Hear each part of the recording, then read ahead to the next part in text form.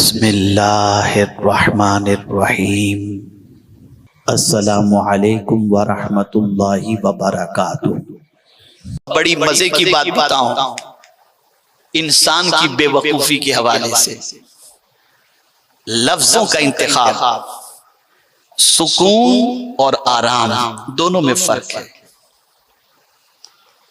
लफ्ज का फर्क समझें।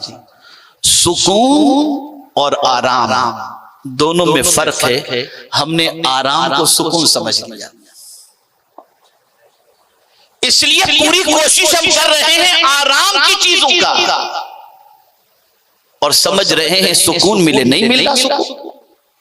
मिसाल के तौर पर समझाऊंगा तो बात समझ में आएगी। नर्म गद्दे से जिस्म को आराम मिलता है, लेकिन जरूरी नहीं कि चैन की नींद भी आ जाए। और अगर मेरी बात मेरे मालदार भाइयों को बुरी न लगे तो अर्ज कर दूं, सबसे ज्यादा बेचैन तो वही नजर आते हैं। नींद उन्हीं की उड़ चुकी है, सुकून उन्हीं का खत्म है। बड़े कीमती सोफे लगे हुए हैं, बड़े कीमती कर्टन लगे हुए हैं, सेंट्रल एसी लगा हुआ है, सब कुछ लगा हुआ है, लेकिन नींद नहीं आती। लेकिन मैं जब फुटपाथ पर पेपर बिछाकर कुछ गरीबों को देखता हूं कि स्ट्रीट लाइट के नीचे सोए होते हैं, न गाड़ियों की आवाज उनकी नींद में खलल और न कोई चीज उन्हें परेशान कर रही है। ऐ गरीब, तुझे सुकून की नींद कैसे आ रही है? तुझे पास तो गद्दा भी नहीं, लाइट को बंद करने का कोई सिस्टम भी नहीं। तो जवाब देगा, मेरे पास दौलत नहीं है, मेरे पास किसी को सताने के लिए कुछ नहीं है, मेरे पास गुनाह के दरवाजे पे दस्तक देने के लिए इतनी दौलत नहीं है। बस जो कुछ है बस वो है। मैं पाप नहीं करता, मैं तो अल्लाह का शुक्र अदा करके चादर बिछा के सो जाता हूं। मेरा मौला मुझे सुकून की दौलत अता फरमा देता है। बुराइयां मालदारों से फैलती हैं इल्ला माशाअल्लाह, और सबसे ज्यादा बेचैन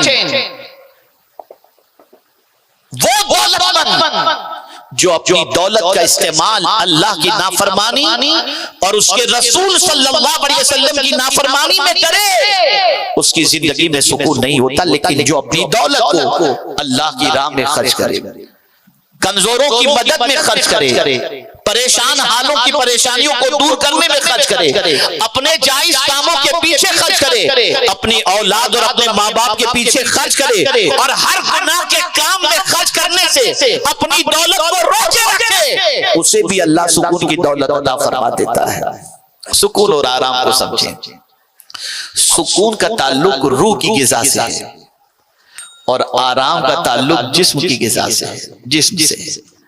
नर्म गद्दे से आराम मिलेगा, सुकून। अब छोटा सा अक्सर मैं कहा करता हूं, लेकिन बात समझ में आ जाएगी। जो शख्स नर्म गद्दे पर एयर कंडीशन के अंदर करवटें बदलते हैं और नींद नहीं आती, वही शख्स जब मस्जिद में जुम्मा पढ़ने के लिए जाता है, इमाम खुतबा देते हैं तो झपकी मारता है, या अल्लाह माजरा क्या है? यहां पर 2 मिनट में इसको नींद आने लग गई। तो जवाब मिलेगा, रूह को उसकी खुराक मिल रही है, अल्लाह का जिक्र उस तक पहुंच रहा है, जिसकी वजह से सुकून की दौलत मिल रही है। मुसलमानों सुन लो, परेशानी का इलाज ये है कि रूह को उसकी ग़िज़ा पहुंचाओ, रूह को उसकी खुराक पहुंचाओ।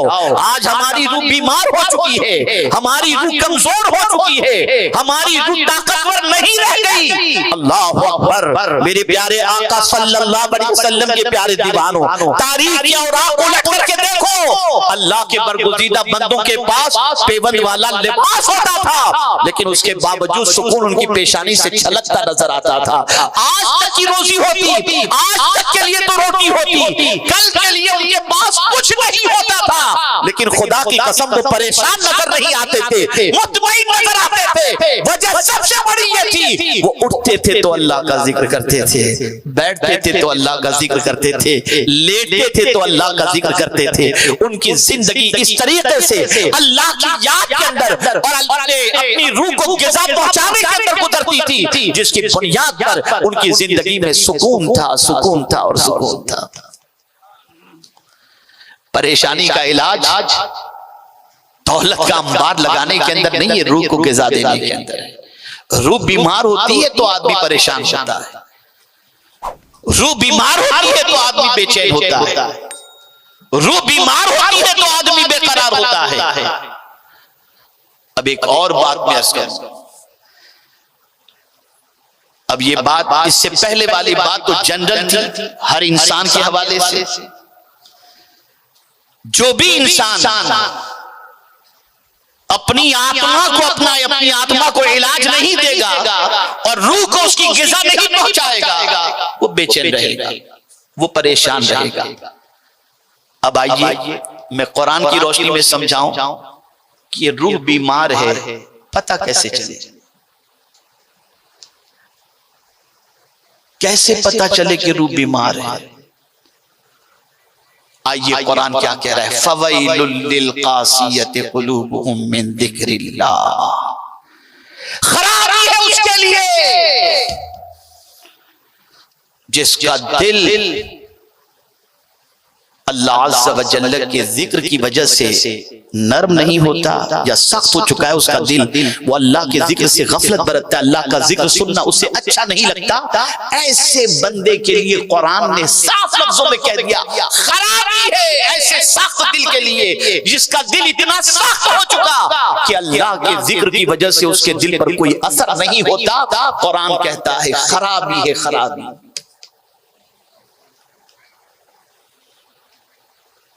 क्या ये बात सच नहीं है कि गानों की महफिल में इंसान को बड़ा मजा आता है, कव्वाली की महफिल में बड़ा मजा आता है, लेकिन अल्लाह के जिक्र की महफिल में यार ये कब खत्म होगा?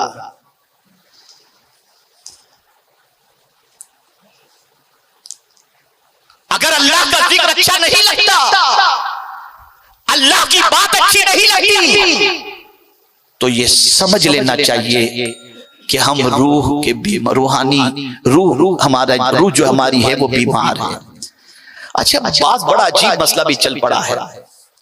डॉक्टर की दवाओं से तबीयत ठीक ना हो तो आदमी कहता है ये रूहानी इलाज करना पड़ेगा।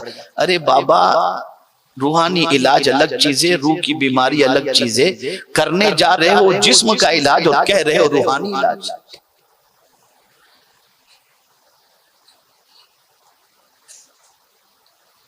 जिस्म का इलाज कुछ और है, रूह का इलाज कुछ और है। अगर रूह बीमार है तो उसका इलाज क्या है? अल्लाह अकबर। कहने वाले ने बहुत खूब कहा, यकसात सोहबते बाऔलिया बेहतर अज सद साला ताअते बेरिया। किसी अल्लाह वाले की सोहबत में बैठ जाओ, उनकी सोहबत की बुनियाद पर तुम्हारे दिल की तबीयत, तुम्हारी रूह का इनकलाब पैदा हो जाएगा, तुम्हारी तबीयत में इनकलाब पैदा हो जाएगा। और इसी के साथ आक़ाए करीम सल्लल्लाहु अलैहि वसल्लम ने फरमाया, कसरतु ज़िक्रिल मौत, कसरतु तिलावतिल कुरान व ज़िक्रिल मौत। कसरत से कुरान शरीफ की तिलावत करना और मौत को कसरत से याद करना। आक़ाए करीम सल्लल्लाहु अलैहि वसल्लम ने ये रूह का इलाज बताया है। अब कैसे पता चले कि इलाज हो चुका है? डोलो खाए सर का दर्द चला गया तो हम समझ गए कि तबीयत ठीक हो गई, हरारत खत्म हो गई, हम समझ गए बुखार चला गया, खांसी बंद हो गई, समझ गए इलाज हो गया। हमारी रूह का इलाज हो चुका है। कैसे समझें, कैसे समझें? कुर्बान मेरे रब की अजमत पर, उसने कुरान मुकद्दस में फरमाया, सुम्मा तलीनु जुलूदुहुम व क़ुलूबुहुम मिन ज़िक्रिल्लाह कमा क़ाल। फिर जिसका दिल और जिसकी जिल्द अल्लाह के जिक्र की वजह से झुकती चली जाए, नर्म होती चली जाए, समझ लेना उसकी रूह का इलाज हो चुका है।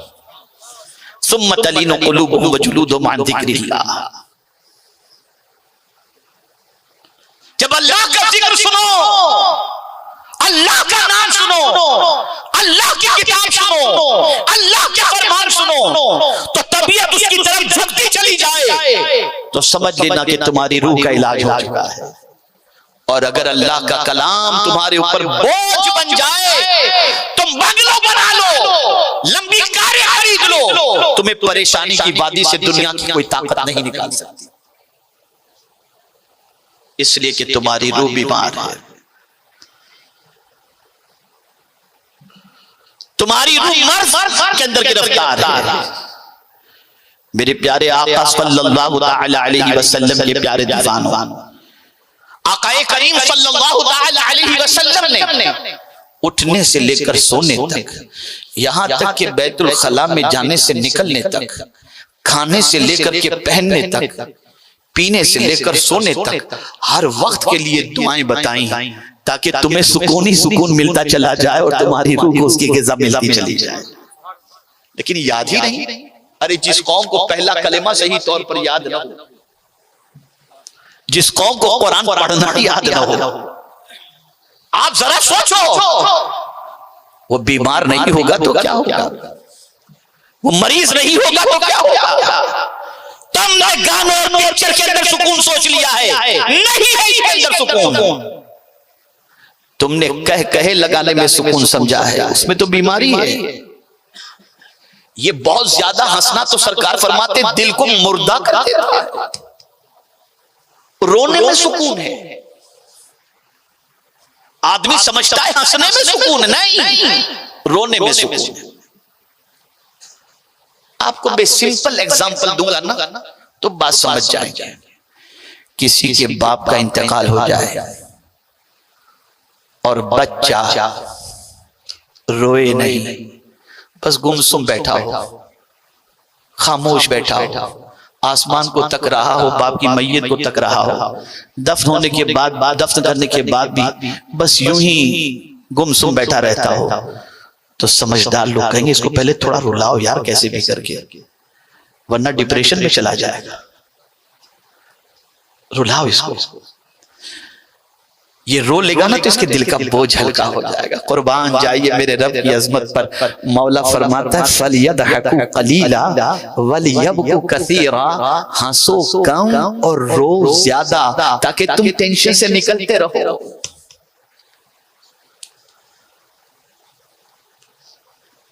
अरे पैदाइश से लेकर मौत के मामले को देखो, पैदा होने वाला बच्चा अगर पैदा होते ही नहीं रोता तो घर वाले रोना शुरू कर देते हैं कि मुर्दा तो पैदा नहीं हुआ।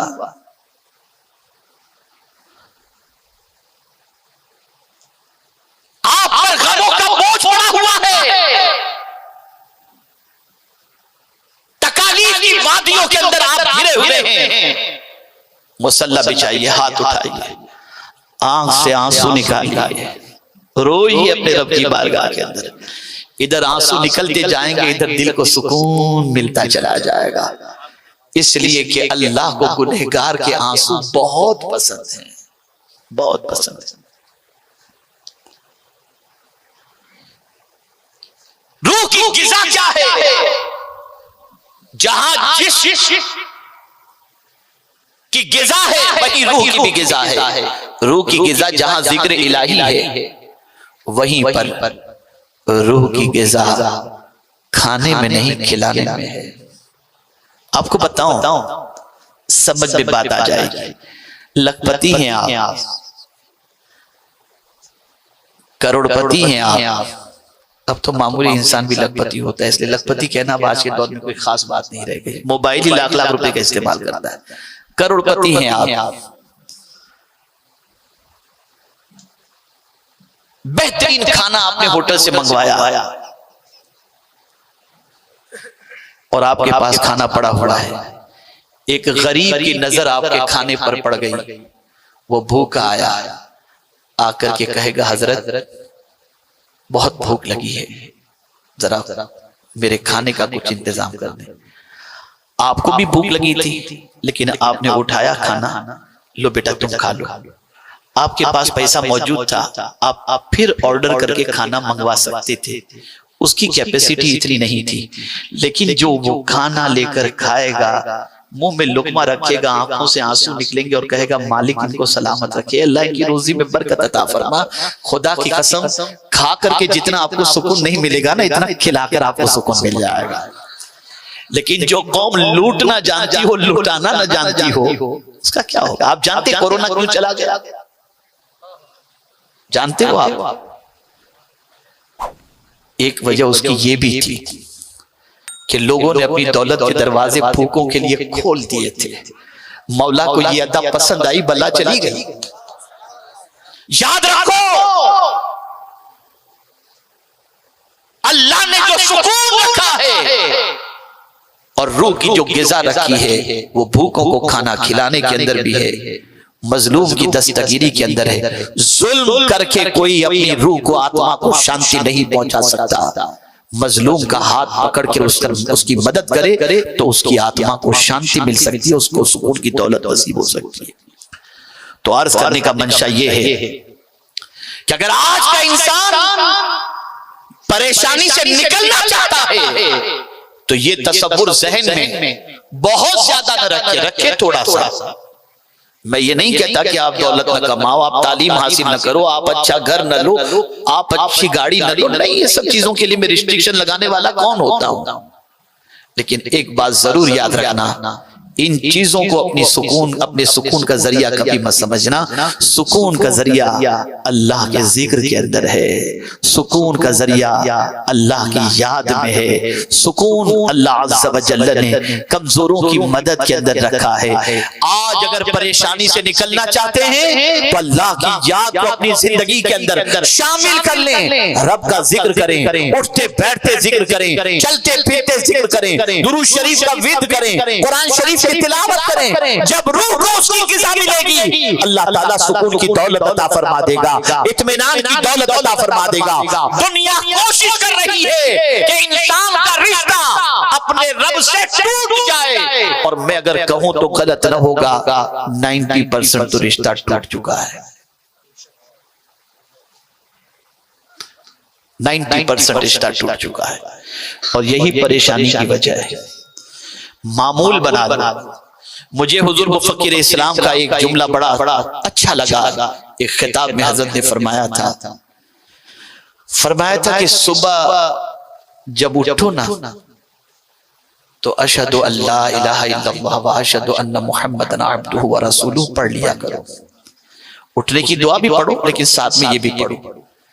अब अगर इतने बड़े भड़मे से मैं पूछूं कि सुबह उठने की दुआ क्या है, नहीं मालूम।